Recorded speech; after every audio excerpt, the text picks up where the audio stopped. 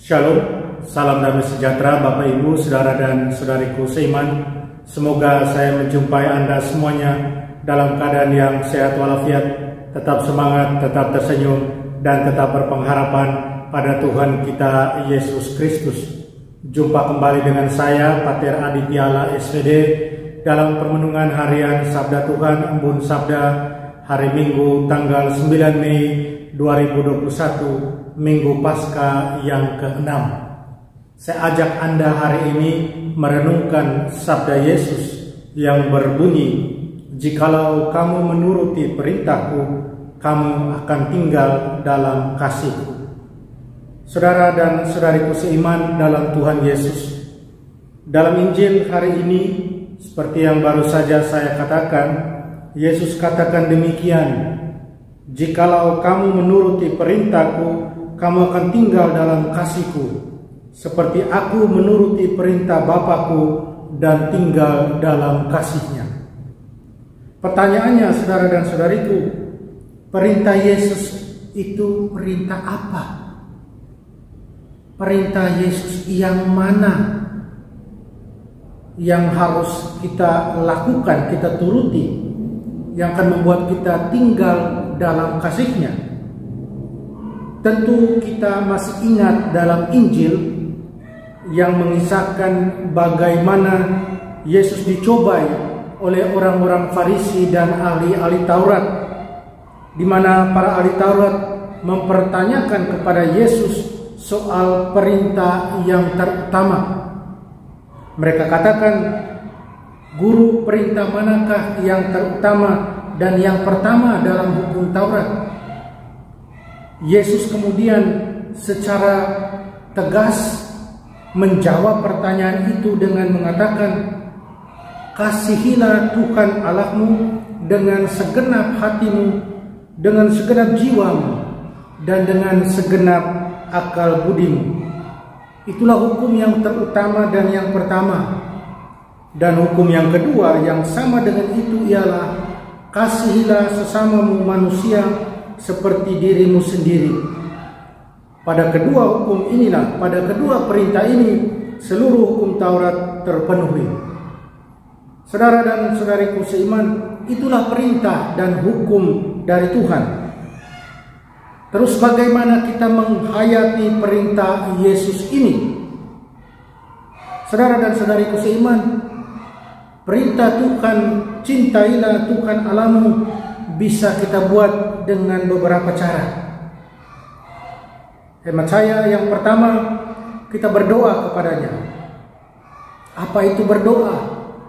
Lewat berdoa, kita dapat memanjatkan pujian dan syukur karena rahmat yang sudah kita terima dari Tuhan. Karena rahmat kasih yang selalu kita terima, kita sampaikan lewat doa, permintaan dan permohonan kita. Lewat berdoa kita berkomunikasi dengan Tuhan, berbicara dengan Tuhan dari hati ke hati. Dan yang kedua, dengan mengikuti perayaan Ekaristi, baik itu pada hari Tuhan, hari Minggu, ataupun juga kalau memungkinkan setiap hari lewat offline ataupun secara online. Perayaan Ekaristi adalah peristiwa iman, perayaan iman. Dengan merayakan Ekaristi, kita mengungkapkan iman kepada Allah. Ekaristi adalah jantung kehidupan iman kita. Cinta kita pada Allah nyata ketika kita mengikuti perayaan ini dengan penuh kesungguhan, dengan hati yang terbuka, siap untuk merayakan keselamatan dalam perayaan Ekaristi. Itu yang kedua. Yang ketiga, tentunya yang diungkapkan dalam hukum kedua yang sama seperti yang pertama, berbicara soal kasih, yaitu cintailah sesama manusia. Terutama kita tahu Yesus minta kepada yang membenci kita. Dalam Injil Yesus katakan, "Kasihilah sesamamu dan berdoalah bagi mereka yang menganiaya kamu." Saudara dan saudariku, dengan mencintai sesama yang kita lihat, kita mencintai Tuhan. apalagi kalau kita mencintai mereka yang memusuhi kita. Karena apa? Seperti dikatakan dalam bacaan kedua, Allah itu adalah kasih. Dan Allah selalu berkarya lewat kasih, lewat cinta. Saudara dan saudariku seiman, untuk terus menemukan karya Allah yang menyelamatkan itu, kita harus terbuka, kita harus percaya bahwa oleh kasih karunia Tuhan kita Yesus Kristus, kita semua beroleh keselamatan. Saudara dan saudariku, kasih karunia Allah yang pertama-tama memungkinkan kita melihat karya keselamatan Allah itu sendiri. Dalam Injil, saudara dan saudariku, Yesus katakan, tidak ada kasih yang lebih besar dari kasih seorang yang memberikan nyawanya untuk sahabat-sahabatnya. Luar biasa, kita ini sahabat-sahabat Tuhan. Dengan menyerahkan nyawa untuk sahabat-sahabatnya, Yesus mau mengajarkan dua hal pada kita. Kita semua sungguh berarti di hadapannya. Itu yang pertama. Yang kedua, semua yang adalah sahabat Yesus juga harus berani mengorbankan nyawa untuk membela sesama yang membutuhkan. Saudara dan saudariku seiman, Yesus sudah datang ke dunia menjadi pewarta dan pelaksana sabda Bapa. Dia menuruti apa yang dikehendaki oleh Bapa. Sekarang kita yang adalah murid-muridnya, kita penerus, kita menuruti apa yang Yesus katakan. Kita berbuat kasih, dan dengan itu kita tinggal dalam kasih Yesus. Mari kita berjuang untuk itu.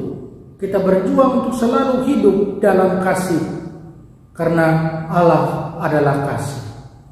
Kita mohon kekuatan dari Tuhan, kita berdoa. Ya Tuhan yang Maha Kuasa, meskipun tidak pantas dan tidak layak, Engkau mempercayakan kepada kami, anak-anak-Mu, mempercayakan kepada kami murid-murid putra untuk menjadi pewarta dan pelaksana sabda-Mu. Semoga tugas suci ini dapat kami jalankan dengan baik dalam kehidupan kami setiap hari. Kuatkanlah kami, tolonglah kami. Amin. Mari kita mohon berkat dari Tuhan. Tuhan sertamu, kita sekalian, semua yang kita sayangi, kita kasih, dilindungi, dibimbing, dan diberkati Allah yang Maha Kuasa, Bapa dan Putra dan Roh Kudus. Amin.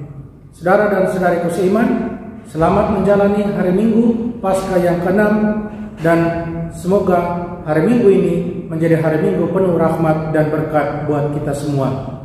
Amin.